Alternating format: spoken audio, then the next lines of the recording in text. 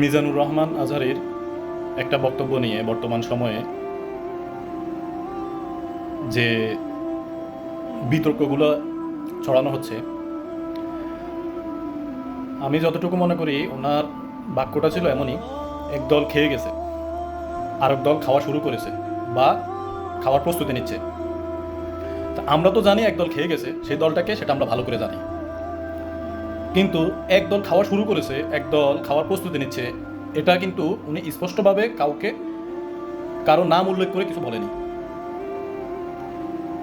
তো এই বিষয়ে আসলে ইউসুফ আলাইসাল্লামের সময়কার একটা কাহিনী মনে পড়ে গেল।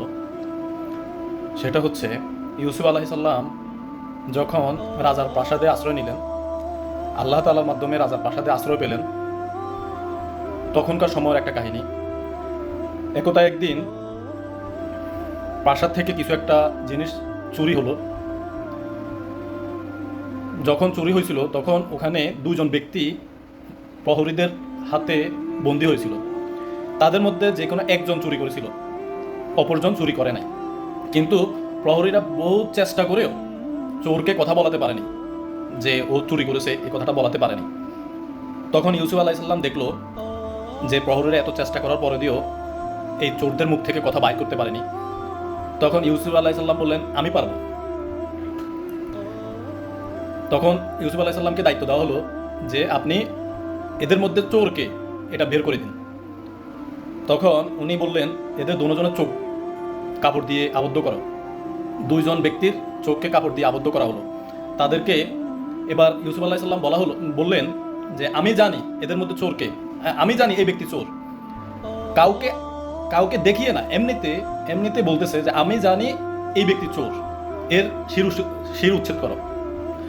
তখন প্রহরীকে আদেশ করা হলো এই ব্যক্তির শির উচ্ছেদ করো, কিন্তু কাউকে বলা হয়নি, নির্ধারিত করে বলে নাই যে এই ব্যক্তি চোর, এই ব্যক্তির শির উচ্ছেদ করো। এই দুজনের চোখ বাঁধা অবস্থায় ইউসুফ আলাইসাল্লাম বললেন, এই ব্যক্তির শির উচ্ছেদ করো, আমি জানি এই চোর।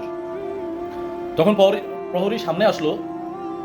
প্রহরী সামনে আসার পরে হুট করে যে সত্যিকার চোর, এবং কি ইউসুফ আলাইসাল্লাম বললেন, এখনো সময় আছে, তোমাদের মধ্যে সঠিক চোরটি যদি বলে দেয় যে আমি চুরি করেছি, তাহলে আমি তাকে ক্ষমা করে দেব, ক্ষমা করে দেওয়ার ব্যবস্থা করব।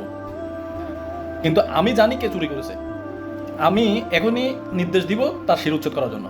তখন এই ভয়ে চোরটি স্বীকার করে নিল যে ইউসুফ তো জেনে গেছে আমি চুরি করছি, তাহলে আমার স্বীকার করতে অসুবিধা কি। তখন ওই চোরটি স্বীকার করে নিল। তো আজহারী সাহেবের এই বক্তব্যে যে একদল চুরি করেছে আর একদল চুরি করার প্রস্তুতি নিচ্ছে, এই বক্তব্যের সাথে ইউসুফ আলাইসাল্লামের এই ঘটনা সম্পূর্ণ মিলে গেছে। কিভাবে মিলছে? ইউসুফ আলাইসাল্লাম নির্ধারিত কাউকে বলে নাই যে এই লোকটি চুরি করেছে। আজহারী সাহেবও নির্ধারিতভাবে কাউকে বলে নাই যে এই ব্যক্তি চুরি করেছে। এদের মধ্যে অনেকে আবার সুযোগ বুঝে এখানে দেলোয়ার হোসেন সাঈদীকে টেনে আনার চেষ্টা করেন। দেলোয়ার হোসেন সাঈদী ওয়াজ মাহফিলে এসে একটি দলের ম্যান্ডেট নিয়ে বক্তব্য রাখতেন।